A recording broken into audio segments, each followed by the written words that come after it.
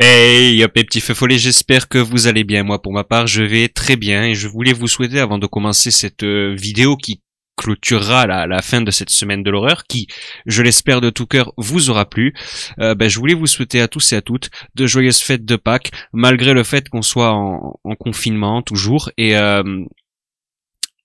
je voulais donc en profiter, déjà pour vous souhaiter de joyeuses Pâques, en espérant que vous avez pu faire quelques courses, et notamment acheter quelques œufs en chocolat, vous amuser à faire la chasse aux œufs de Pâques, pourquoi pas, ou que sais-je encore, mais en tout cas avoir quelques œufs en chocolat pour vous tenir compagnie. Moi, c'est ce que je vous souhaite de tout cœur. Pour ma part, notre réserve d'œufs en chocolat chez moi est en train de baisser de manière drastique.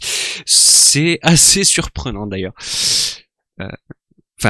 Surprenant est un bien grand mot, hein, c'est quand on est gourmand, ça part vite. Bref, aujourd'hui, je vous ai concocté une petite creepypasta spéciale Pâques. Ça vous vous en doutiez, je pense, hein, connaissant le Saturne, il est pas trop prévisible. Si, totalement. Hein, spécial Halloween, hop, on finit avec quoi? Une super vidéo Halloween. Spécial Noël, hop, qu'est-ce qu'il y a eu? Une histoire de Noël, donc forcément, c'était à prévoir. Spécial Pâques, une histoire de Pâques. Bon, allez, je vous souhaite à tous et à toutes de bonnes fêtes de Pâques. Je ne vous embête pas plus longtemps et je vous laisse apprécier cette savoureuse creepypasta de Pâques.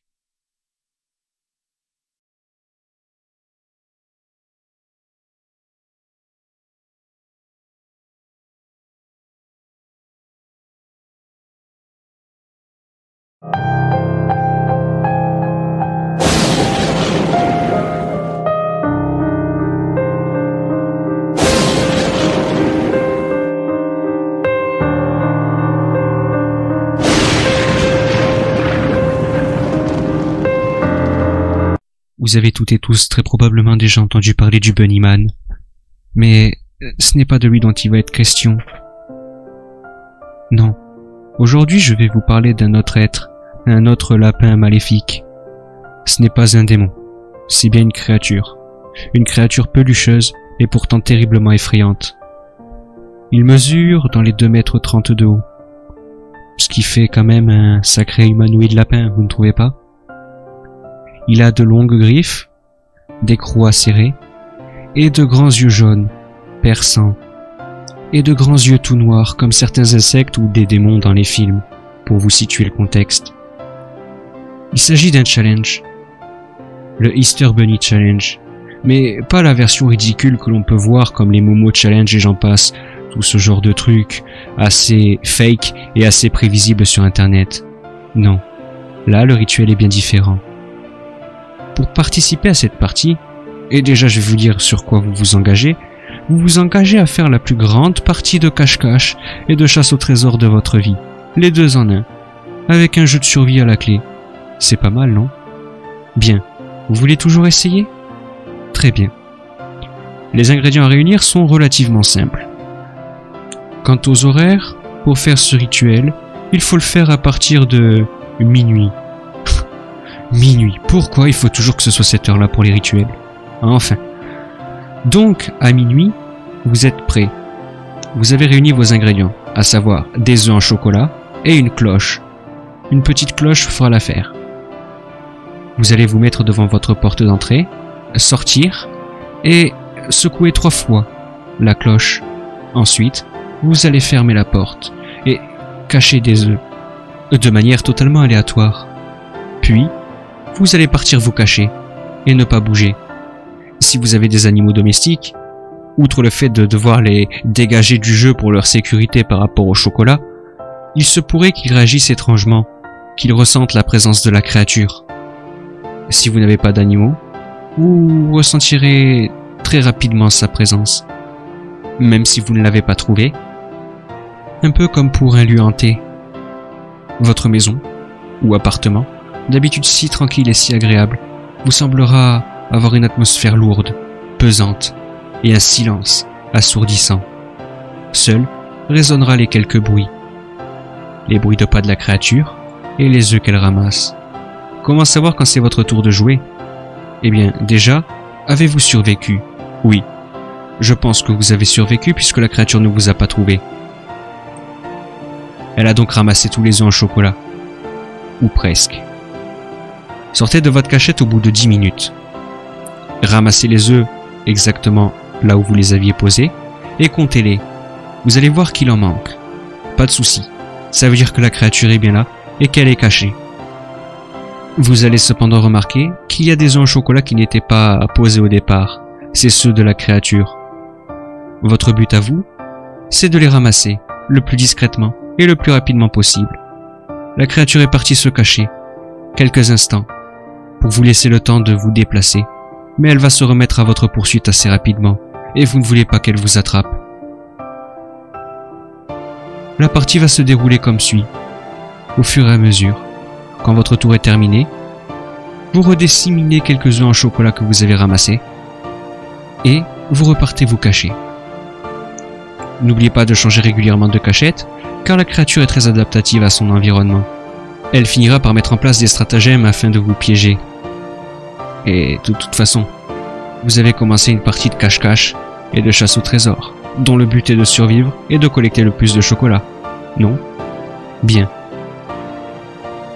Au fur et à mesure des tours, vous allez voir que les choses ont commencé à se complexifier. Les œufs vont vous mener vers des chemins toujours plus proches de la créature. Il se pourrait même qu'au bout d'un chemin, vous croisiez une peluche de lapin. Quoi qu'il arrive, ramassez les œufs et surtout ne touchez pas la peluche, même si elle a l'air tellement douce et tellement mignonne. Pourquoi? Oh, il se pourrait que la peluche prenne vie et essaye de vous massacrer. Oui, vous avez bien entendu. La peluche de lapin va se transformer en un genre de peluche monstrueuse avec des griffes et des crocs acérés, comme la bête. Ne la laissez pas vous toucher. Ignorez-la simplement. Si vous avez peur que la peluche dévoile votre position, ne vous en faites pas, il n'en est rien. Tant que vous ne la touchez pas, ce n'est qu'une simple peluche. À partir du 5e tour, c'est là où les choses vont se corser. Déjà, félicitations d'être arrivé aussi loin. Ensuite, laissez-moi vous dire que le 5e tour va être pour vous le pire. Mais combien de temps dure une partie? Oh, je ne sais pas. Je crois qu'une partie dure entre 1h, 1h30 par là. Mais vous allez vite comprendre que ça devient de plus en plus compliqué de se cacher. On ne sait jamais où est la créature. Si vous avez un doute sur sa position, avant d'ouvrir une porte, si vous vous sentez extrêmement angoissé, genre comme si vous aviez une terreur nocturne, n'ouvrez surtout pas la porte. La créature est cachée dans la pièce. Dépêchez-vous cependant d'aller vous cacher sans faire de bruit. Et si vous faites beaucoup trop de bruit justement, elle sortira de la pièce, vous attrapera, et c'en est fini de vous. Bon, admettons que vous n'avez pas de chance. Qu'est-ce qui se passe si la créature vous attrape? Eh bien, laissez-moi vous dire que vous allez passer un très mauvais quart d'heure. Mais, après tout, c'est vous qui l'avez invité à ce petit jeu, non? Bon. Donc, si elle ne vous a pas attrapé, si vous vous en sortez bien, et que vous finissez la partie, non seulement vous ressortirez avec plus d'œufs en chocolat qu'au départ, mais il se pourrait que vous ayez gagné un œuf de Fabergé. Et laissez-moi vous dire que ça a une valeur financière inestimable. En gros, juste avec cet objet, vous aurez énormément d'argent sur votre compte en banque. Plutôt pratique, non? Si en revanche vous vous êtes fait attraper, eh bien je suis dans le regret de vous dire que malheureusement pour vous, c'est la fin. Vous êtes mort. Bon, et avons-nous un moyen de nous défendre face à cette créature? Ou sommes-nous juste des victimes? Eh bien oui, vous avez potentiellement le moyen de vous défendre. Il se peut que vous vous amusiez à jouer les chasseurs vous aussi, quand c'est son tour à elle de chercher les œufs. Et aucune règle ne vous interdit de faire ce qu'elle vous fait subir après tout.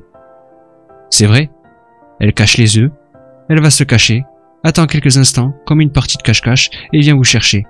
Vous, quand vous êtes caché, c'est pareil. Par rapport à un cache-cache traditionnel, et pour l'exemple, celui qui pose les œufs, celui qui ramasse les œufs en revanche, est censé être le gibier, la proie. Mais, il arrive que des proies se rebellent et se défendent, non? Et vous avez parfaitement le droit.